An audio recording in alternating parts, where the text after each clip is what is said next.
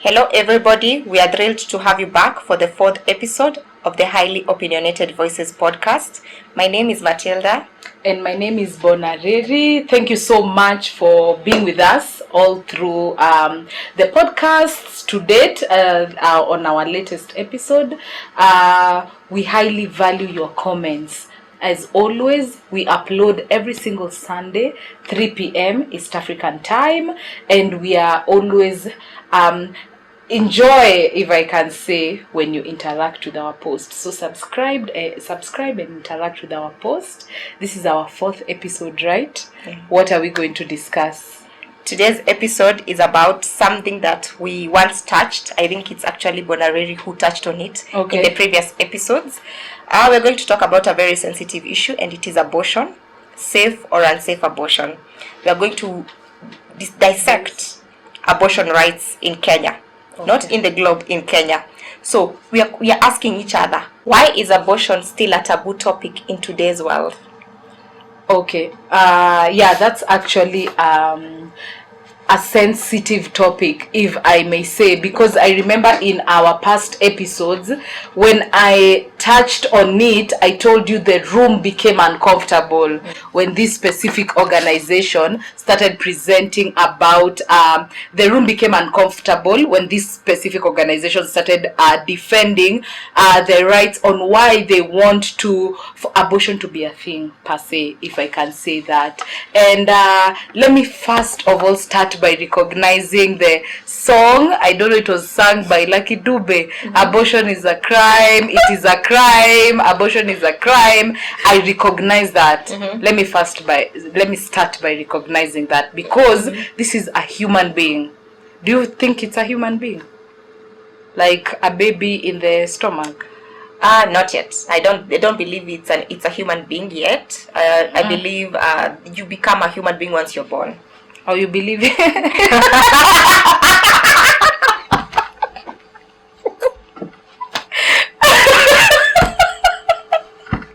Yeah, sure. So what is that? That is in the stomach? It's an embryo. It's a fetus. An embryo, it becomes a fetus. Then you become a human being when you are born. Okay, Matilda believes that it's a human being once you're born. But for me, I recognize that song because I feel like that's already a human being out of conception. Once it starts forming, that is a person. And when you sort of eliminate that, you're eliminating the life of a living human being. And it's a crime. What do they say the reason why is abortion a crime? It's because you're eliminating the life of a human being. I believe so. So everyone can tell us their opinion on what you think the crime is in abortion. Because there are people who are so sensitive about that topic. If you are really so touched and so sensitive, why do you? It's a crime, or it should be forbidden. Why? Why? So, just so that you know, you're not going by peer pressure. You're going by things that you already know, because society saa iko na ile tunabebana tu. Juu nilisikia ukisema ni crime na mimi nasema ni crime. Mbona nasema ni crime? For me, I've told you my opinion. It's because I feel like it's like eliminating the life of a human being. And some people would believe that that's still not a human being yet. So why are you saying it's a human being that has been eliminated? So if you're so passionate about abortion and you're saying it's a crime, let us know why it is a crime so that we can learn from each other. Learning is good, so we stay open. Yeah. So again, I said I recognize that. Yeah. Number 2, do you, Matilda, recognize the fact that the people advocating, or this specific organization that I said put forth their abortion rights and the room was cold? Do you ever ask yourself why a woman would want to eliminate a child? One, why would you father a child on rape? You were hurt in the process of acquiring this child. So why would you father it? Or mother it, or just give back to it? Yeah. What's the identity of the child? Number 2, where would you get an incest child, assuming you are robbed out of your by your uncle? So why would you tell me why this mother would have the psyche to say, this happened and then I got pregnant and now I want to raise the child? Like, do you feel like they have a right to eliminate in that specific context?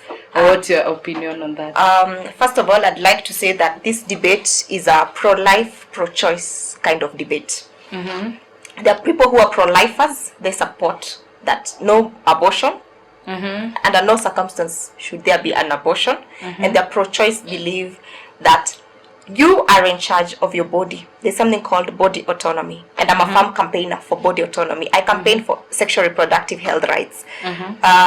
With body autonomy, we support that I choose what will happen with my body.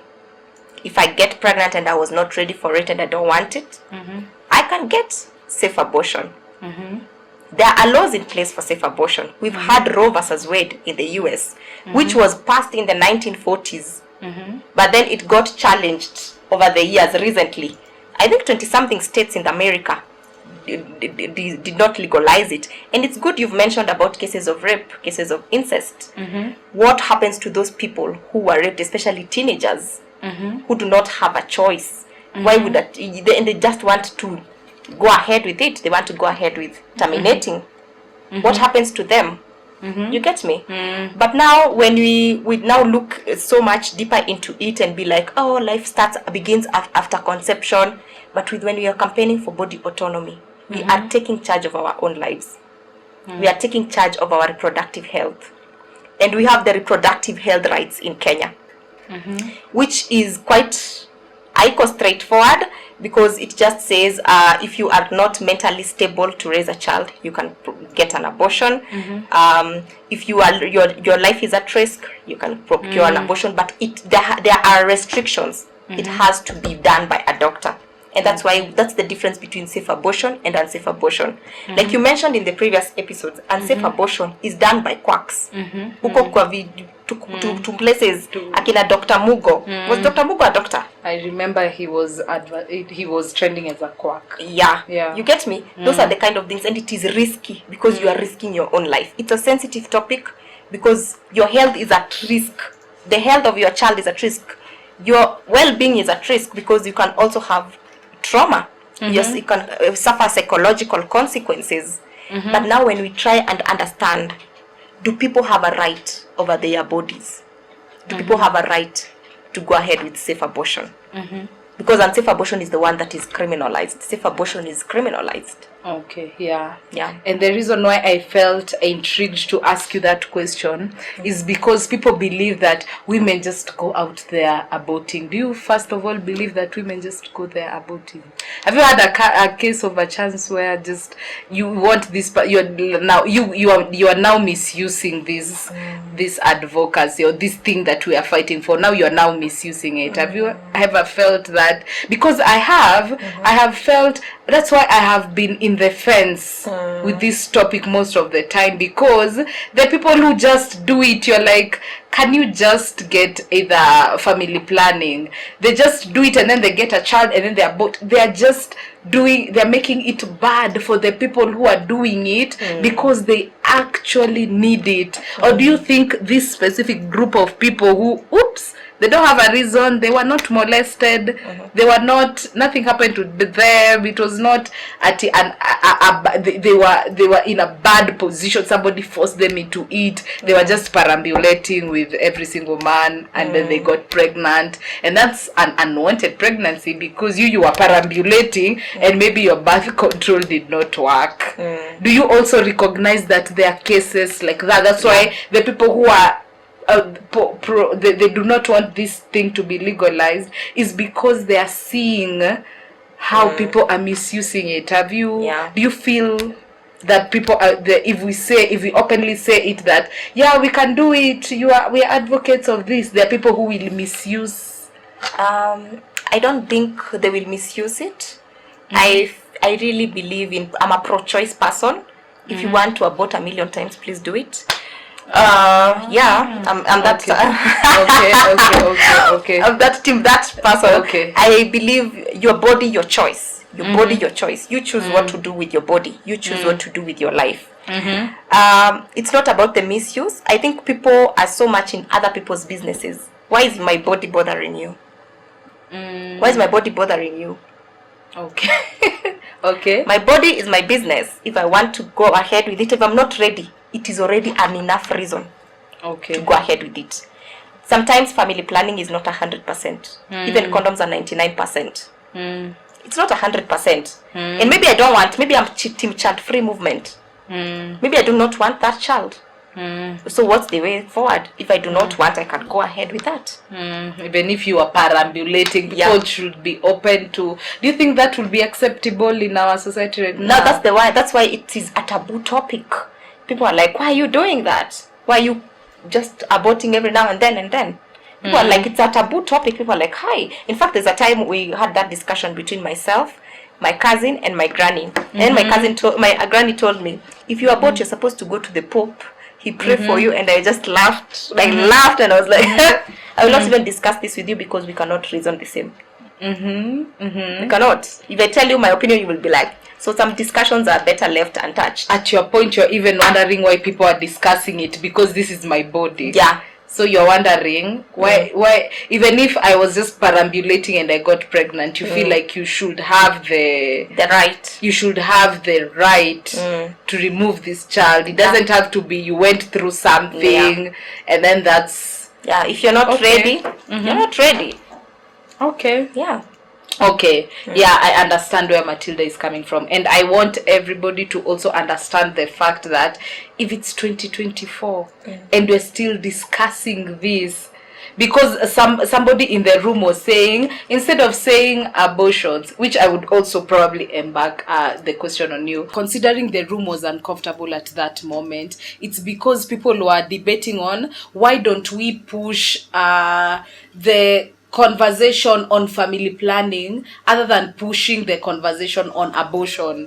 They were like, okay, you guys are abortion. Why don't you just push on ways where, or advise ladies and women, on girls for that matter, on how they can avoid getting these unwanted pregnancies, other than telling them once you've gotten this unwanted pregnancy, this is what you are going to do for them. Because somebody, again, in that concept of will misuse the procedures. So I have my opinion. I'm waiting. Like, what's yours before I give mine? Yeah, it's a very good thing that Bonareri is bringing up the campaigns on family planning. But remember, as I mentioned before, family planning is not 100%. Most of the time, it's 99%, 98%, and we have had cases of people who have experienced family planning that has backfired on them, hormonal or non-hormonal. That's why people will go ahead and procure abortion. And then we now have instances where, like, people, the religious denomination you go by or you stand by, like the Catholic Church. I'm a Catholic. In the Catholic Church, they do not support abortion. They support just giving birth and giving birth and giving birth. And with a high population, we need to control the population. We need to space out our children. There's a high health risk. There's a danger when you just keep unafuatanisha watoto. You need to space out your children, So with family planning campaigns are great. Does not even afford imagine the economy does not even afford raising all these people. So that's why people go ahead and try and legalize abortion rights. But now you see, if countries which have been, we've termed them as developed, like America, when they what is it called, when they overturned Roe versus Wade, which is a law that was passed 50 years ago, it meant that people are not even able to access these services. Even those people who had already procured an abortion are not able to access services about the abortion aftercare. You get me? But now we cannot say family planning is just the way forward. The thing is, let us teach people their reproductive health rights. Let people decide on themselves, on their own. If you are pro-life, we respect your decision. We are not here, as this podcast is not there to impose our ideologies on anyone or our way of life on anyone. I keep telling my friends, I'm not Al-Shabaab. I'm not a terrorist. I'm not going to hold a gun on your head and tell you have to support abortion. You have to support my ideas. You have to support... No. We cannot do that. Okay. It's up to you to make the decisions about your body. It's up to you to make the decisions about your health rights.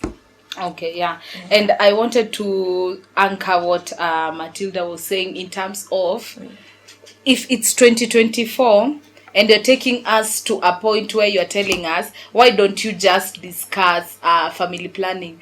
How many people have discussed family planning to date and it's not working? As in, can't you see the reason why we need to have an alternative conversation? As in, let's discuss, because as Matilda has said, there are moments where it can fail. There are moments where it can fail. We can't start advocating for abstinence, because me and you know that is not valid right now at this in the current world that we're living in. So there are reasons why we are still in the topic of unwanted pregnancy. It's because we have discussed family planning ever since I grew up. Who doesn't know that? Even mtu wa if you mtu wa ushago uko sure hajui kuna condom anajua. And then what happens? Like we need to stop assuming that these things don't happen, or we need to stop assuming that this is not what is happening. People are still in a position where they get unwanted pregnancies, whether there's advocacy, like keen advocacy on family planning or not, or there's a conversation surrounding family planning. People are empowered. We need to notice and we need to accept the fact that people are having unwanted pregnancies. So let's discuss on after that what happens then if this abortion is so bad on your end. Because for me, I'm open. Matilda is like, let people do what they want. But for me, I'm like, can you then give me options? Now don't tell me family planning kwa sababu hiyo isha. People, it's not working. Tumesha sema 90%, 99%. Kuna oops. Don't you have cases where your friend tells you that they were on a pill and then they still got pregnant? Or they were mezaing P2, or they had mtoto alitoka kama ameshika coil. Like, see, we have those situations. So can we discuss what happens after? Probably enlighten us. We probably do not know. Matilda, we will link up the organization that I'm talking about on our description so that you can research on them, and they have a safe space that you can talk. You can talk to them, and they can advise you on what you need to do so that you handle your situation if you found yourself in a case of unwanted pregnancy. My stand is, I recognize the people that are saying no. But all I'm telling the people that are saying no is, could you listen to why those are the people who are saying yes, the reason why they're saying yes? Could you just listen? Because you're saying no and then you are shut. You even do not know why you are saying no.